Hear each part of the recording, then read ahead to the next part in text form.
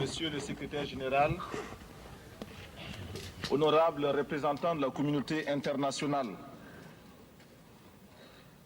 je viens en ces lieux vous apporter le salut fraternel d'un pays de 274 000 km² où 7 millions d'enfants, de femmes et d'hommes refusent désormais de mourir d'ignorance, de faim et de soif, tout en n'arrivant pas à vivre véritablement depuis un quart de siècle d'existence comme État souverain siégeant à l'ONU.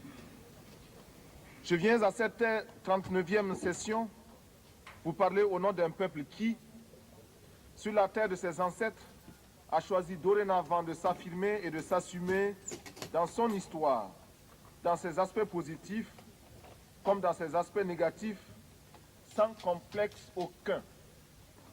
Je viens ici enfin, mandaté par le Conseil national de la Révolution du Burkina Faso, pour exprimer les vues de mon peuple concernant les problèmes inscrits à l'ordre du jour et qui constituent la trame tragique des événements qui fissurent douloureusement les fondements du monde en cette fin du XXe siècle. Un monde où l'humanité est transformée en cirque, déchirée par les luttes entre les grands et les semi-grands, battue par les bandes armées, soumise aux violences et aux pillages. Un monde où des nations, se soustrayant à la juridiction internationale, commandent des groupes de hors-la-loi vivant de rapines et organisant d'ignobles trafics de fusils à la main. Monsieur le Président,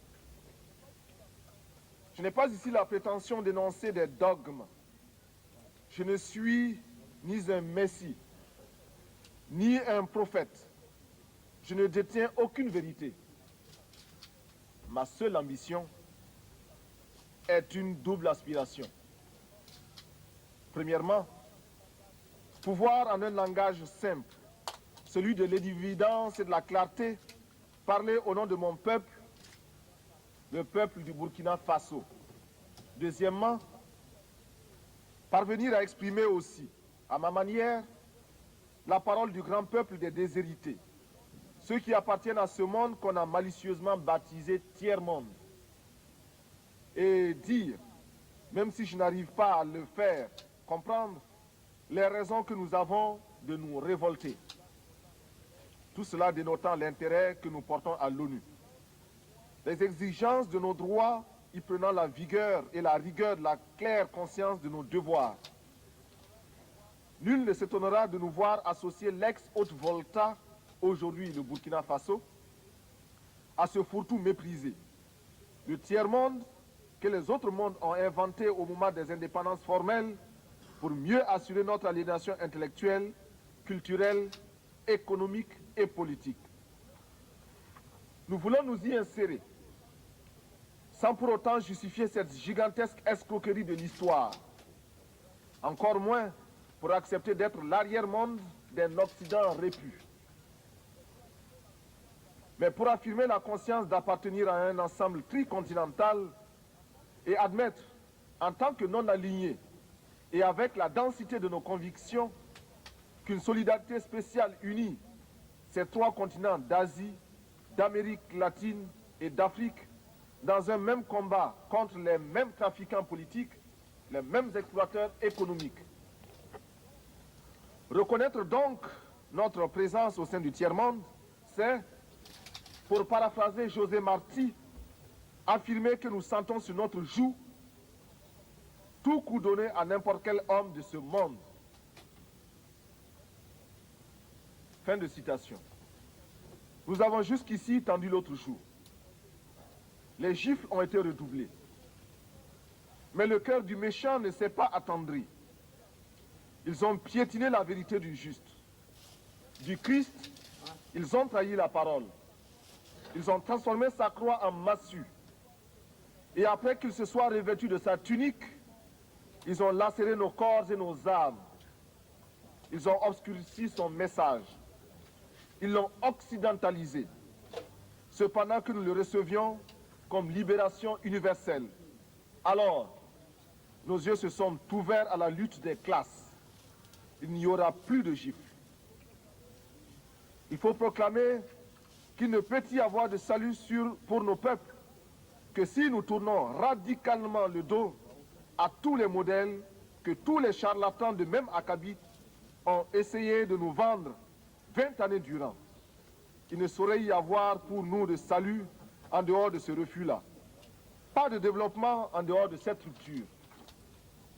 Du reste, tous les nouveaux maîtres à penser, sortant de leur sommeil, réveillés par la montée vertigineuse de milliards d'hommes en haillons, effrayés par la menace que fait peser sur leur digestion cette multitude traquée par la faim, commencent à remodeler leurs discours et, dans une quête anxieuse, recherchent une fois de plus, en nos lieux et places, des concepts miracles, de nouvelles formes de développement pour nos pays. Il suffit, pour s'en convaincre, de lire les nombreux actes des innombrables colloques et séminaires. Loin de moi l'idée de tourner en ridicule les efforts patients de ces intellectuels honnêtes qui, parce qu'ils ont des yeux pour voir, découvrent les terribles conséquences des ravages imposés par les dits spécialistes en développement dans le tiers-monde. La crainte qui m'habite, c'est de voir les résultats de tant d'énergie confisquée par les prospéros de tout genre pour en faire la baguette destinée à nous renvoyer à un monde d'esclavage maquillé au goût de notre temps. Cette crainte se justifie, d'autant plus que la petite bourgeoisie africaine diplômée, sinon celle du tiers-monde, soit par paresse intellectuelle, soit plus simplement parce que, ayant goûté au mode de vie occidental, n'est pas prête à renoncer à ses privilèges. De ce fait, elle l'oublie que toute vraie lutte politique postule un débat théorique rigoureux et elle refuse l'effort de réflexion pour inventer des concepts nouveaux à la hauteur du combat meurtrier qui nous attend. Consommatrice passive et lamentable, elle se regorge de vocables fétichisés par l'Occident, comme elle le fait de son whisky et de son champagne.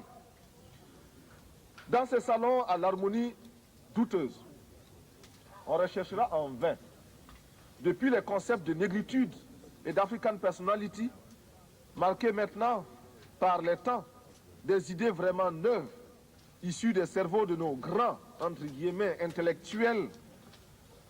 Le vocabulaire des idées nous viennent d'ailleurs. Nos professeurs, nos ingénieurs et nos économistes se contentent d'y adjoindre des colorants parce que des universités européennes dont ils sont les produits, ils n'ont ramené souvent que leur diplôme et le velours des adjectifs ou des superlatifs. Il est nécessaire, il est urgent que nos cadres et nos travailleurs de la plume apprennent qu'il n'y a pas d'écriture innocente. En ces temps de tempête, nous ne pouvons laisser à nos seuls ennemis d'hier et d'aujourd'hui le monopole de la pensée et de l'imagination et de la créativité. Il faut, avant qu'il ne soit trop tard, car il est déjà tard, que ces élites, ces hommes de l'Afrique du tiers-monde reviennent à eux-mêmes. C'est-à-dire à leur société, à la misère dont nous avons hérité pour comprendre non seulement la bataille pour une pensée au service des masses déshéritées n'est pas vaine, mais qu'ils ne peuvent devenir crédibles sur le plan international qu'en inventant réellement, c'est-à-dire en donnant de leur peuple une image fidèle, une image qui leur permet de réaliser des changements profonds de la situation sociale et politique, susceptibles de nous arracher à la domination et à l'exploitation étrangère qui livre nos États à la seule perspective de la faillite. C'est ce que nous avons perçu. Nous, peuple du Burkina, au cours de cette nuit du 4 août 1983, au premier scintillement des étoiles dans le ciel de notre patrie, il nous fallait prendre la tête des jacqueries qui s'annonçaient dans les campagnes affolées par l'avancée du désert, épuisées par la faim et la soif et délaissées.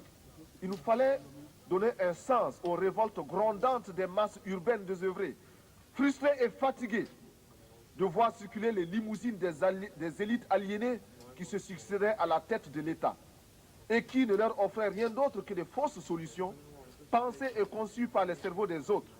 Il nous fallait donner une âme idéologique au juste litre de nos masses populaires mobilisées contre l'impérialisme monstrueux. À la révolte passagère, To the justice toujours la révolution, lutte éternelle contre la domination. And uprising, which was a minor thing, had to the eternal. À quel point c'est élargi le fossé entre les peuples nantis et ceux qui n'aspirent qu'à manger à leur faim. How broad the gap is now. Survivre et conserver leur dignité. To survive, dignity. Nul n'imaginera à quel point le grain de peau a nourri chez nous la vache du riche. Dans le cas de l'ex-Haute-Volta, le processus était encore plus exemplaire. Nous étions la condensation magique, le raccourci de toutes les calamités qui ont fondu sur les pays dits en voie de développement. Le témoignage de l'aide, présenté comme panacée et souvent trompetté, sans rime ni raison, est ici éloquent. Très peu sont les pays qui ont été comme le mien, inondés d'aides de toutes sortes. Cette aide est, en principe, censée œuvrer au développement. On cherchera en vain, dans ce qui fut autrefois la Haute-Volta, les signes de ce qui peut relever d'un développement.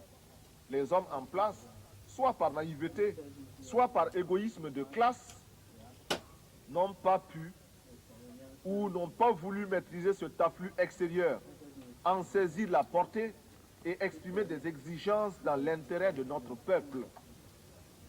Analysant un tableau publié en 1983 par le Club du Sahel, Jacques Giry, dans son ouvrage « Le Sahel de demain », conclut avec beaucoup de bon sens que l'aide au Sahel, à cause de son contenu et des mécanismes en place, n'est qu'une aide à la survie.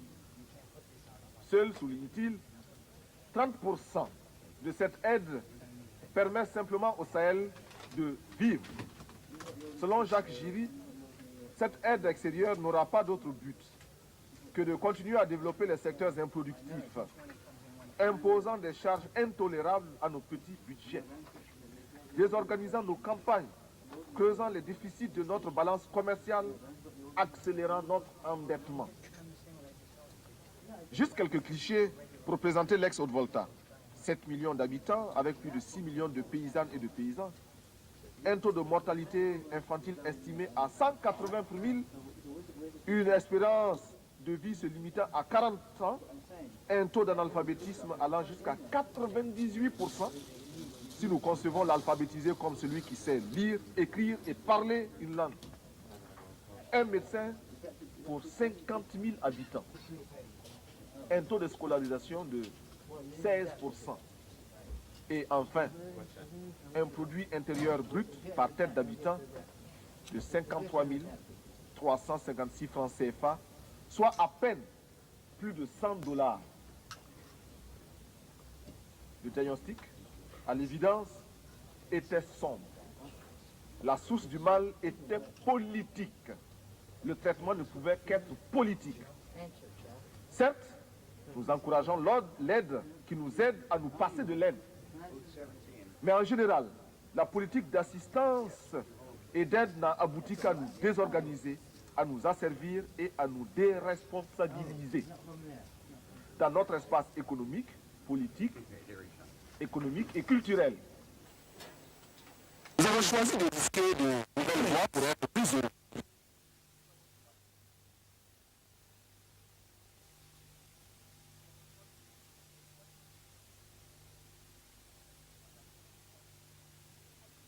Rejetant de manière abrupte et définitive toute sorte de extérieur pour créer ainsi les conditions de dignité à la hauteur de nos ambitions. Refuser l'état de survie desserrer les pressions, libérer nos campagnes d'un immobilisme moyen enjeu ou d'une répression, démocratiser notre société, ouvrir les esprits sur un univers de responsabilité collective pour oser inventer l'avenir. Briser et reconstruire l'administration à travers une autre image du fonctionnaire, plonger notre armée dans le peuple par le travail productif et lui rappeler incessamment que sans formation patriotique, un militaire n'est qu'un criminel en puissance. Tel est notre programme politique.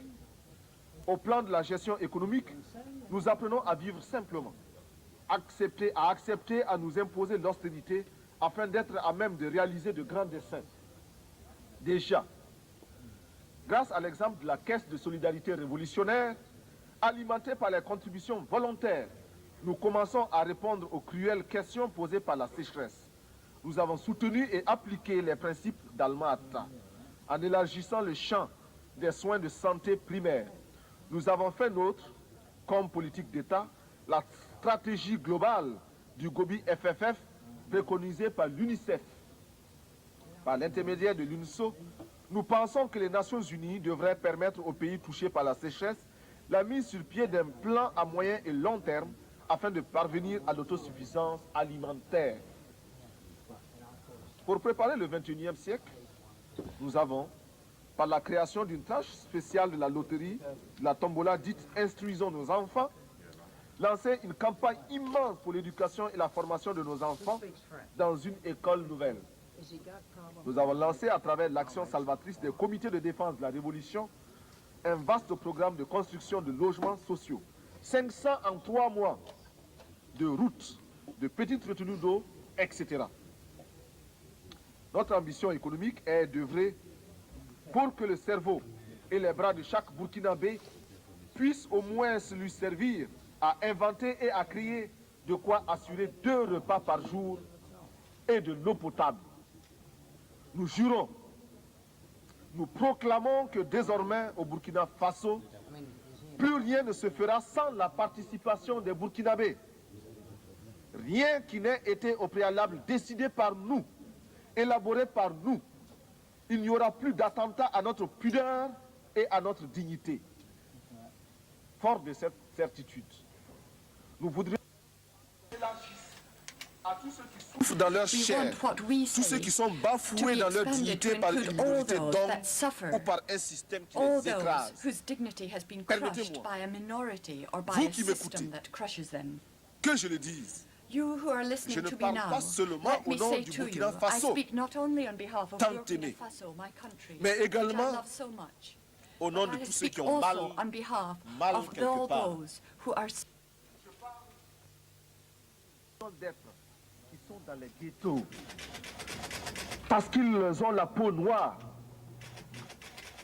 ou qu'ils sont de cultures différentes et qui bénéficient d'un statut à peine supérieur à celui d'un animal. Je souffre au nom des Indiens massacrés, écrasés, humiliés et confinés depuis des siècles dans des réserves, afin qu'ils n'espèrent à aucun droit et que leur culture ne puisse s'enrichir en convolant en noces heureuses au contact d'autres cultures, y compris celle de l'envahisseur. Je m'exclame au nom des chômeurs d'un système structurellement injuste et conjoncturellement désaxé, réduit à ne percevoir de la vie que le reflet de celle des plus nantis. Je parle au nom des femmes du monde entier qui souffrent d'un système d'exploitation imposé par les mâles. En ce qui nous concerne, nous sommes prêts à accueillir toutes les suggestions du monde entier nous permettant de parvenir à l'épanouissement total de la femme burkinabé. En retour, nous donnons en partage à tous les pays l'expérience positive que nous entreprenons avec des femmes désormais présentes à tous les échelons de l'appareil d'État et de la vie sociale au Burkina Faso. Des femmes qui luttent et proclament avec nous que l'esclave qui n'est pas capable d'assumer sa révolte ne mérite pas que l'on s'apitoie sur son sort.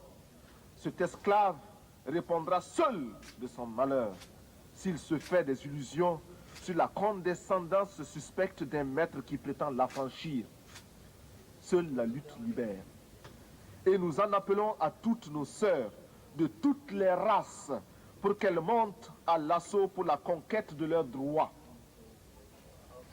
Je parle au nom des mères de nos pays démunis qui voient mourir leurs enfants de paludisme ou de diarrhée, ignorant qu'il existe pour les sauver des moyens simples que la science des multinationales ne leur offre pas, préférant investir dans les laboratoires de cosmétiques et dans la chirurgie esthétique pour les caprices de quelques femmes ou d'hommes dont la coquetterie est menacée par les excès de calories de leurs repas trop riches et d'une régularité à vous donner, non, plutôt à nous donner, à nous autres du Sahel, le vertige.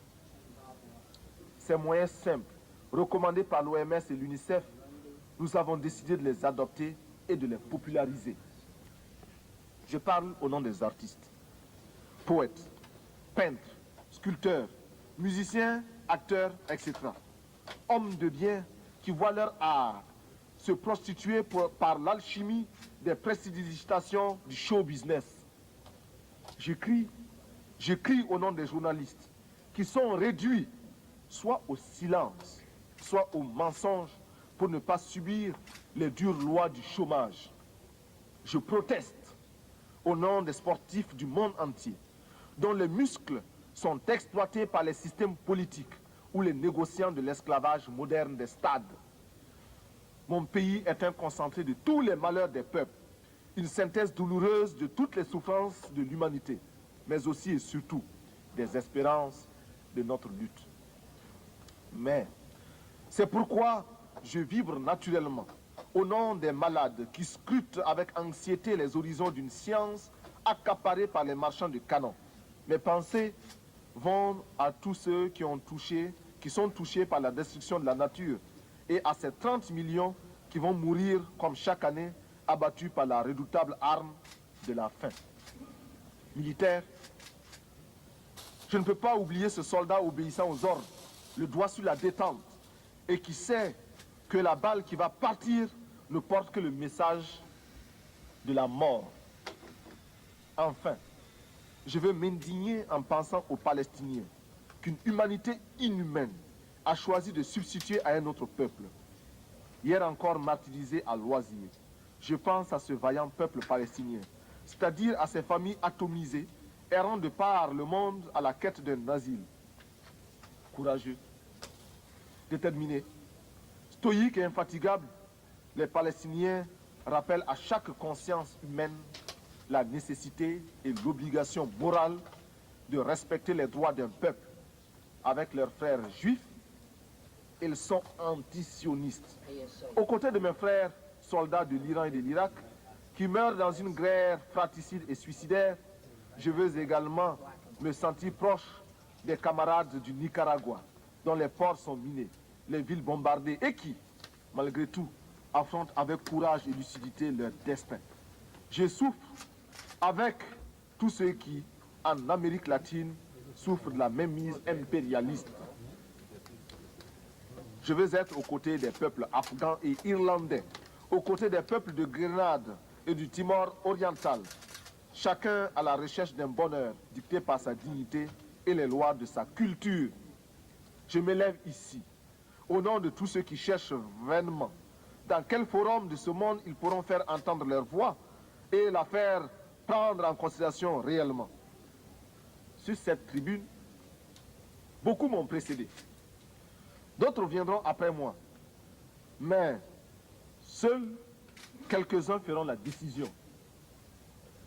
Pourtant, nous sommes officiellement présentés comme égaux. Eh bien, je me fais le porte-voix de tous ceux qui cherchent vainement dans quel forum de ce monde ils peuvent se faire entendre. Oui, je veux donc parler au nom de tous les laissés pour compte, parce que je suis homme, et rien de ce qui est humain ne m'est étranger. Notre révolution au Burkina Faso est ouverte au malheur de tous les peuples. Elle s'inspire aussi de toutes les expériences des hommes depuis le premier souffle de l'humanité. Nous voulons être les héritiers de toutes les révolutions du monde, de toutes les luttes de libération des peuples du tiers-monde. Nous sommes à l'écoute des grands bouleversements qui ont transformé le monde. Nous tirons des leçons de la révolution américaine, les leçons de sa victoire contre la domination coloniale et les conséquences de cette victoire. Nous faisons nôtre l'affirmation de la doctrine de la non-ingérence des Européens dans les affaires américaines et des Américains dans les affaires européennes.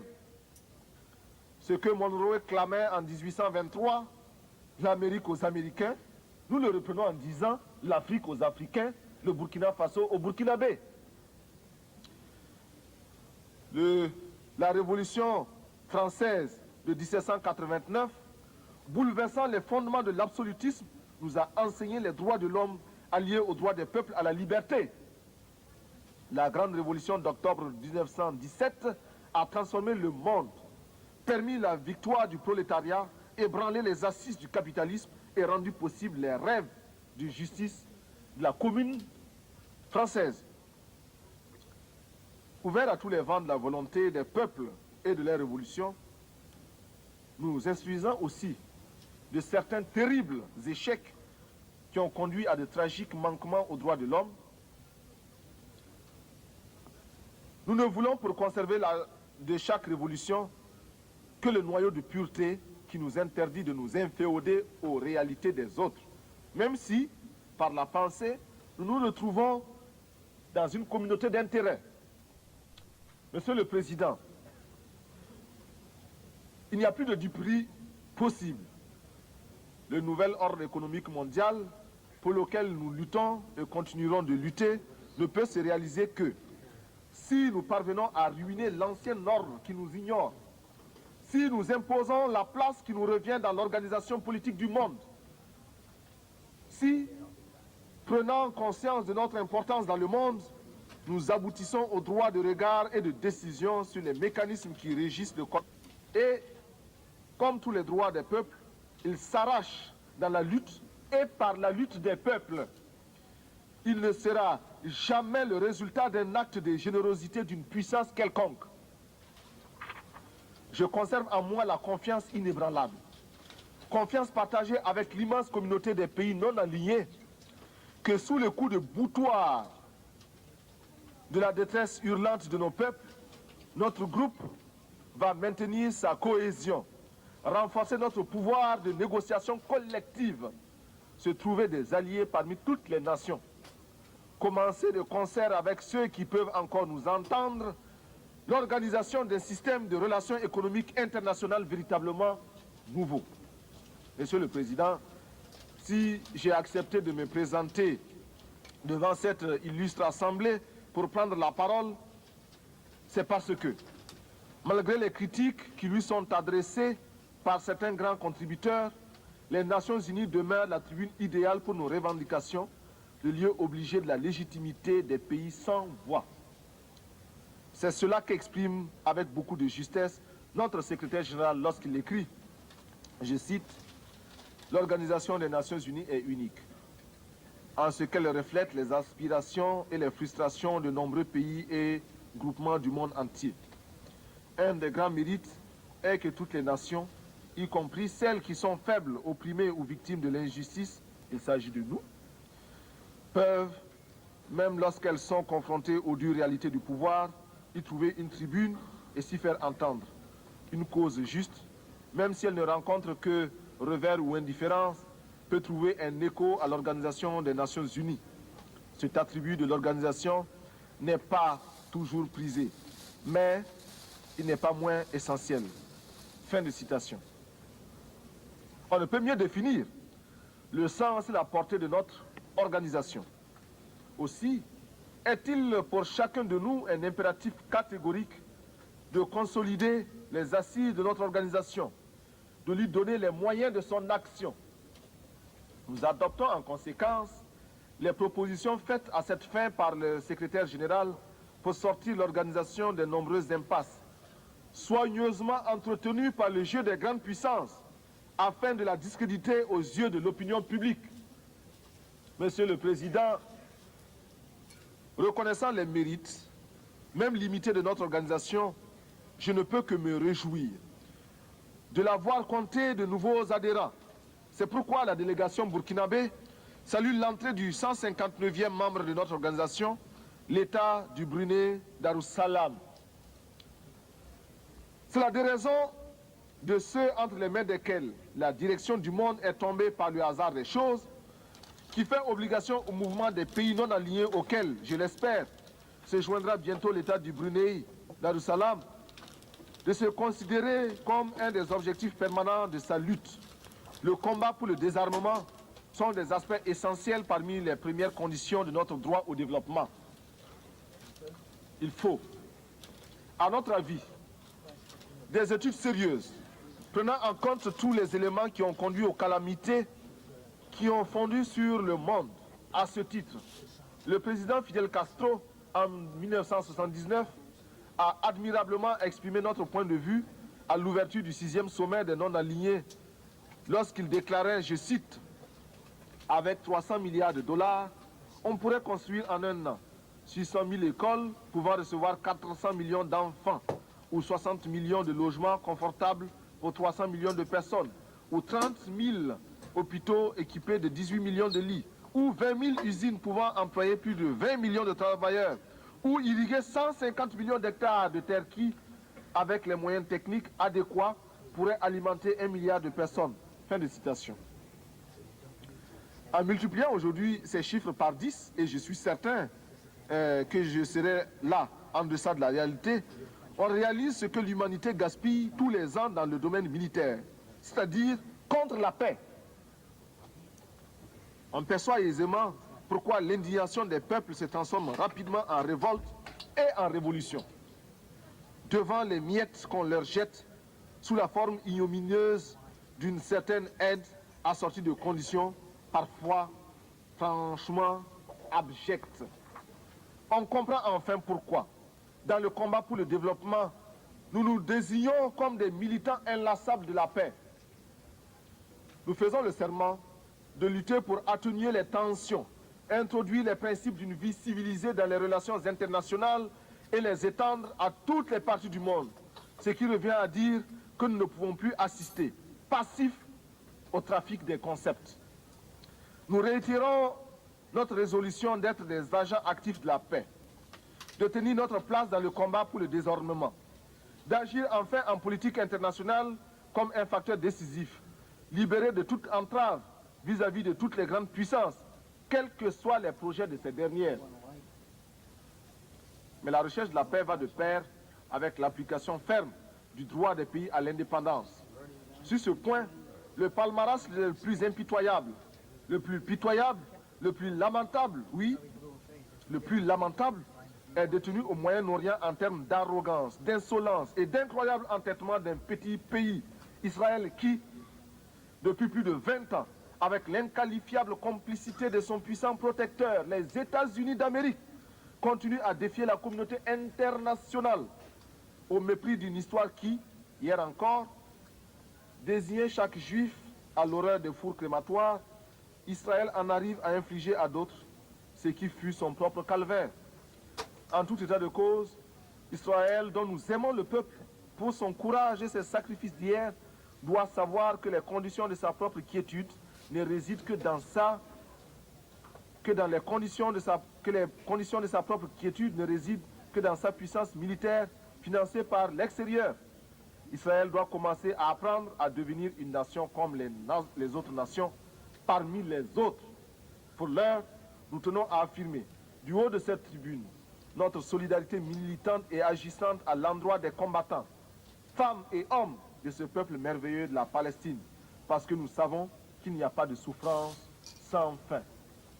Monsieur le Président, analysant la situation qui prévaut en Afrique, sur les plans économiques et politiques, ne pouvons pas ne pas souligner les graves préoccupations qui sont les nôtres face aux dangereux défis lancés aux droits des peuples par certaines nations qui, sûres de leurs alliances, bafouent ouvertement la morale internationale.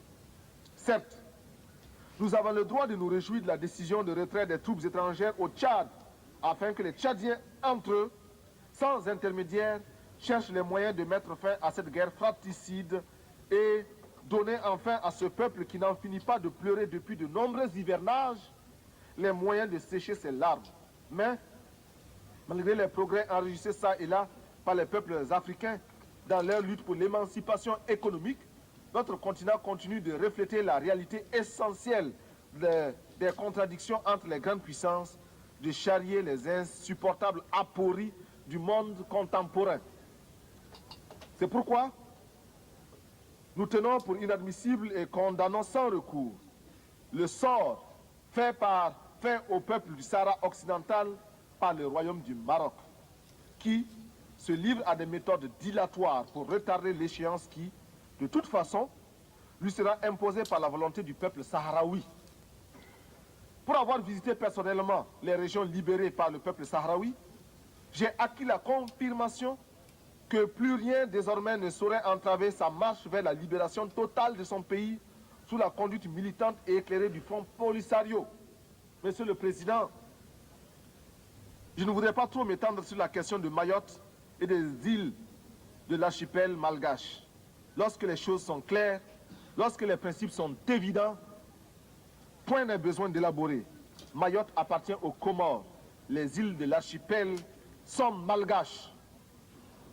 En Amérique latine, nous saluons l'initiative du groupe de Contadora, qui constitue une étape positive dans la recherche d'une solution juste à la situation explosive qui y prévaut. Le commandant Daniel Ortega, au nom du peuple révolutionnaire du Nicaragua, a fait ici des propositions concrètes et posé des questions de fond acquis de droit. Nous attendons de voir la paix s'installer dans son pays en Amérique centrale le 15 octobre prochain et après le 15 octobre. Et nous prenons à témoin l'opinion publique mondiale. De même que nous avons condamné l'agression étrangère de l'île de Grenade, de même nous fustigeons toutes les interventions étrangères. C'est ainsi que nous ne pouvons sans nous taire face à l'intervention militaire étrangère en Afghanistan. Il est cependant un point, mais dont la gravité exige de chacun de nous une explication franche et décisive. Cette question, mettre impunément ses voisins aux lois du banditisme. Non. Le plus abject, le plus humiliant pour la conscience humaine, c'est qu'elle soit parvenue à banaliser le malheur des millions d'êtres humains qui n'ont pour se défendre que leur poitrine et l'héroïsme de leurs mains nues.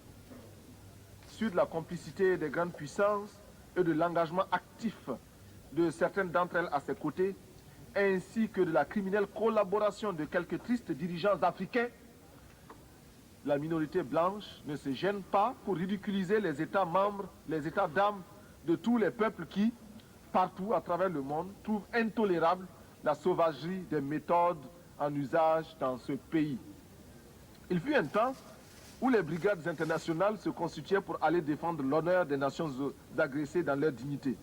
Aujourd'hui, malgré la purulence des plaies que nous portons tous à nos flancs, nous allons voter des résolutions dont les seules vertus, nous dira-t-on, serait de conduire à la résipiscence une nation de corsaires qui détruit le sourire comme la grêle tue les fleurs.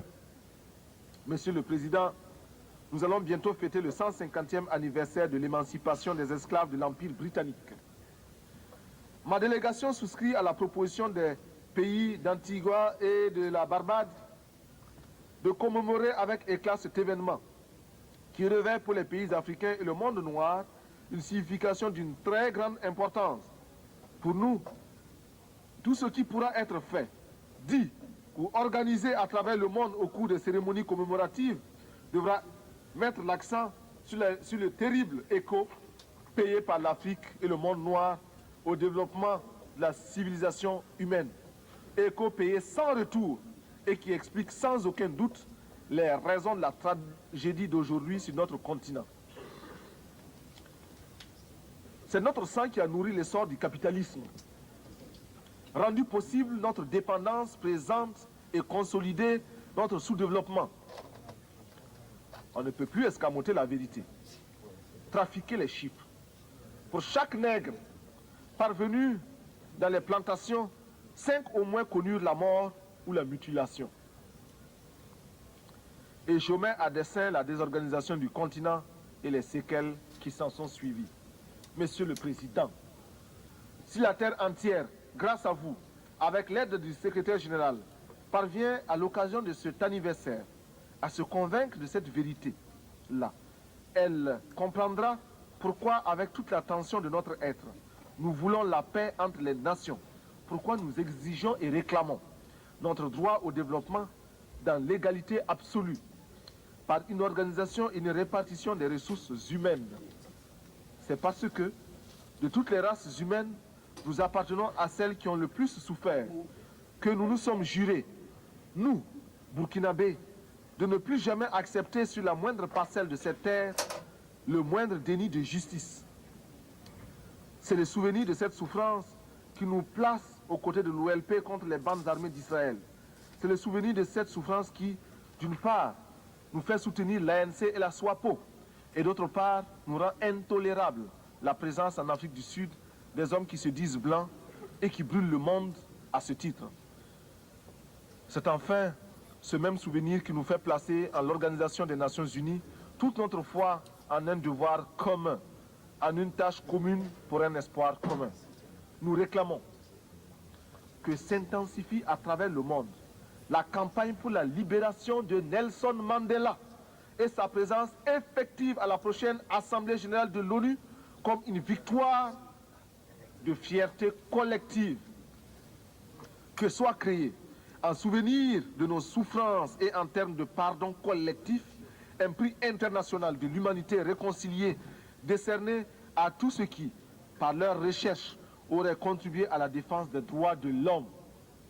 Que tous les budgets de recherche spatiale soient amputés de 1/10 et consacrés à des recherches dans le domaine de la santé et visant à la reconstitution de l'environnement humain perturbé par tous ces feux d'artifice nuisibles à l'écosystème.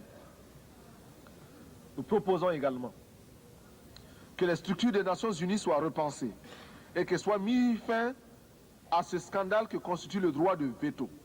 Bien sûr, les effets pervers de son usage abusif sont atténués par la vigilance de certains de ses membres, de ses détenteurs. Cependant, rien ne justifie ce droit. Ni la taille des pays qui le détiennent, ni les richesses de ces derniers.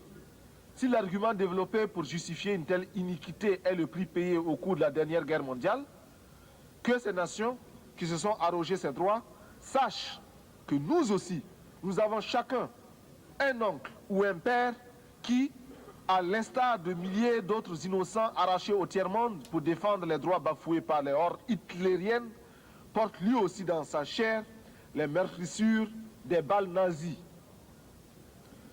Que cesse l'arrogance des grands qui ne perdent aucune occasion pour remettre en cause le droit des peuples. L'absence de l'Afrique du club de ceux qui détiennent le droit de veto est une injustice qui doit cesser. Enfin, ma délégation n'aurait pas accompli tous ses devoirs si elle n'exigeait pas la suspension d'Israël et le dégagement pur et simple de l'Afrique du Sud de notre organisation.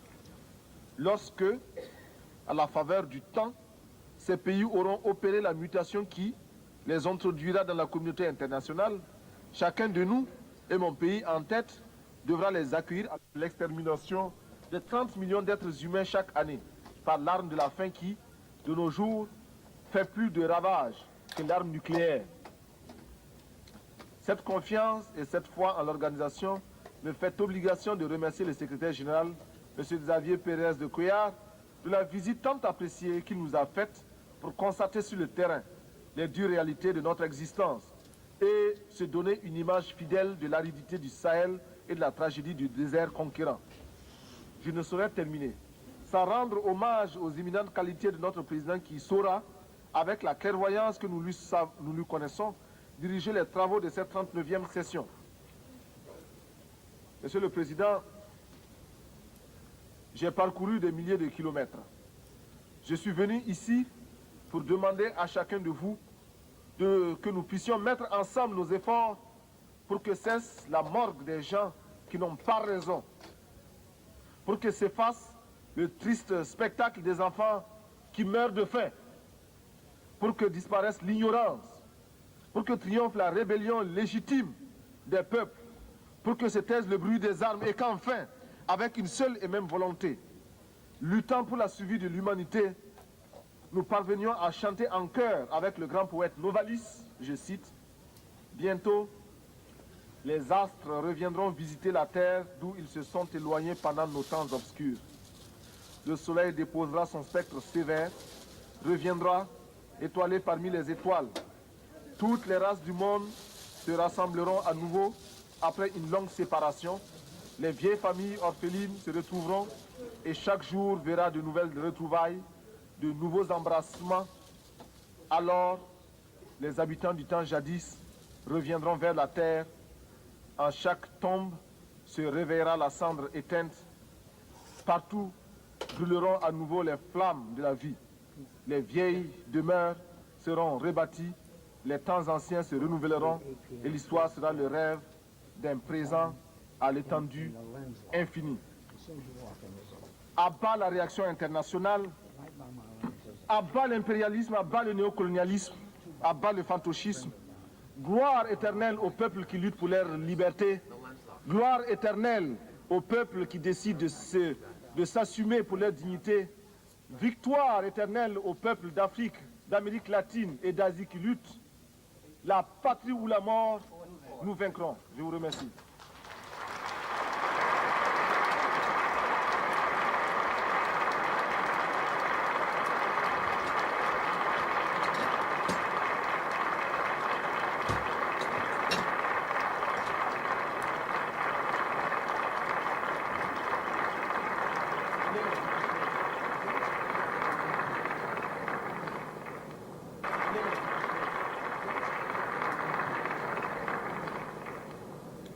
On behalf of the General Assembly, I wish to thank the head of state and president of the National Council of the Revolution of Burkina Faso for the important statement he has just made. May I request representatives to remain seated while the Secretary General and I escort His Excellency the head of state.